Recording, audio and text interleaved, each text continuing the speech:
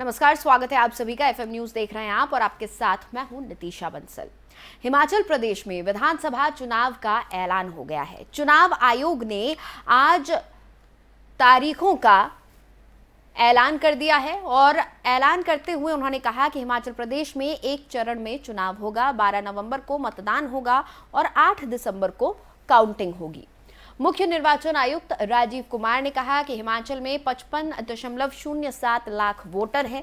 भारत निर्वाचन आयोग सही तरीके से चुनाव करवाने के लिए प्रतिबद्ध है। इलेक्शन फेयर और सही तरीके से करवाने का प्रयास करेंगे। कोविड की स्थिति अब बड़ी चिंता नहीं, लेकिन एहतियाती कदम जारी रखे जाएंगे। चुनाव आयोग ने कहा कि प्रत्येक मतदान केंद्र पर रैंप, पेयजल या छायांकित क्षेत्र व अन्य सुविधाएं उपलब्ध कराई जाएंगी। कुछ मतदान केंद्रों का प्रबंधन पूरी तरह से महिला कर्मचारियों द्वारा किया जाएगा। कुछ मतदान केंद्रों का प्रबंधन पूरी तरह से पीडब्ल्यूडी कर्मचारियों द्वारा किया जाना है। वह चुनाव आयोग ने कहा कि 80 साल के से ज्यादा उम्र के लोग, दिव्यांग या कोरोना संक्रमित अगर बूथ पर नहीं आ पाते हैं तो उनके घर जाकर वोट ली जाएगी। 80 साल के ज्यादा उम्र के 1.82 लाख मतदाता हैं। आयोग के कर्मचारी 8 वर्ष से अधिक आयु के मतदाताओं के लिए मतदान के लिए घरों में जाएंगे। प्रक्रिया की वीडियोग्राफी कराई जाएगी।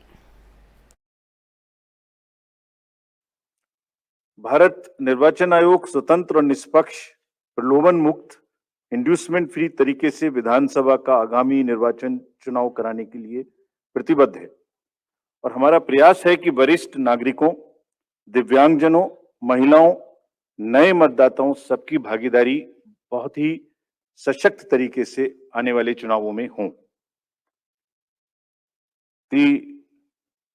Through the vast reach of the media, तो जितना भी कंफर्ट पोलिंग स्टेशन पे दे सकते हैं वो देने का प्रयास हम लोग कर रहे हैं और इन इलेक्शंस में 100% सर्टिफिकेट डीओ से लिया जा रहा है कि सब पोलिंग स्टेशंस पर ये सुविधाएं उपलब्ध है।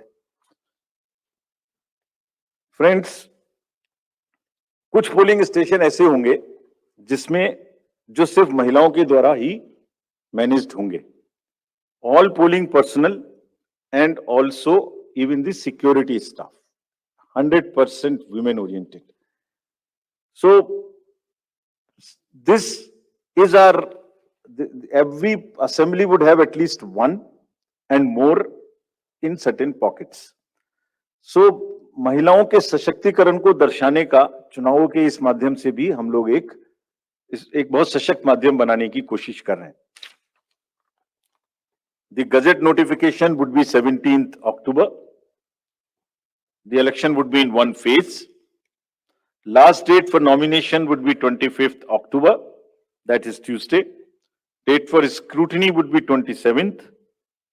Last date for withdrawal would be 29th. And date of poll 12th November. And date of counting 8th December. And the entire process is completed by 10th of December. So again, through you with the appeal to all the voters on behalf of all of us to come and vote in the state. और हिमाचल प्रदेश में अगले महीने विधानसभा चुनाव होने वाले हैं। वहीं Congress party अब आधिकारिक तौर पर चुनाव प्रचार में उतर चुकी है। कांग्रेस नेता प्रियंका गांधी ने हिमाचल प्रदेश के सोलन में एक बड़ी जनसभा को संबोधित किया। इस दौरान उन्होंने बीजेपी सरकार पर जमकर निशाना साधा। प्रियंका गांधी ने कहा कि हम सरकार बनने के तुरंत बाद 1 लाख खाली पड़े पदों पर भर्ती प्रक्रिया शुरू करेंगे।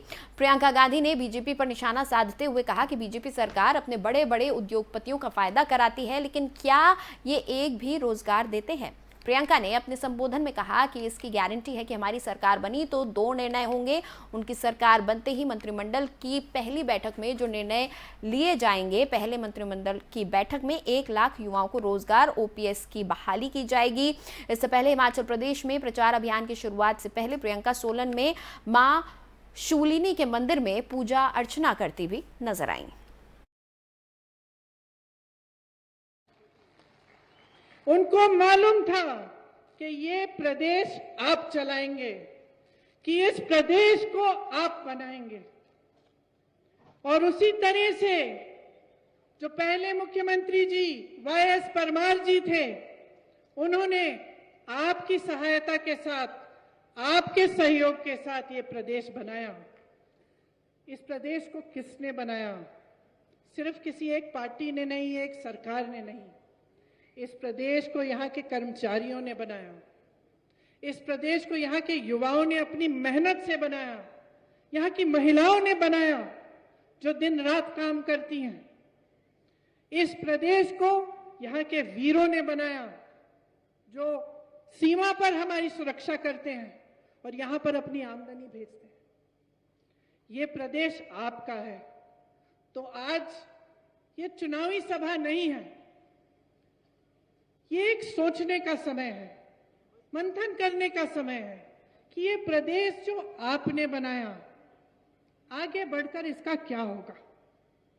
जिन लोगों की मेहनत के बल पर आज इस प्रदेश में एक इंफ्रास्ट्रक्चर है, हेल्थ केयर की कुछ सुविधाएं हैं, सड़कें बनी, विकास हुआ, ये आप सब ने किया। अब आपके भविष्य को क्या होगा, ये समय है कि आप इसके बारे में सोचें। अगर आप देखें तो ये 5 साल जो बीते हैं, इसमें भाजपा की सरकार ने आपके लिए क्या किया।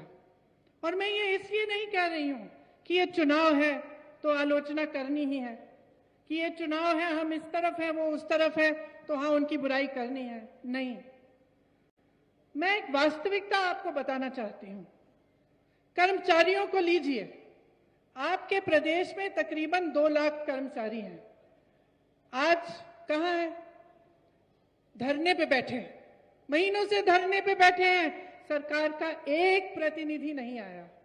और धरने पे क्यों बैठे हैं? मैंने पूछा, अभी यहां आने से पहले मैं रुकी थी, उनसे बातचीत हुई। क्योंकि उनको पेंशन नहीं मिल रहा है। ये पेंशन किसने हटवाया? भाजपा की केंद्र सरकार ने हटवाया।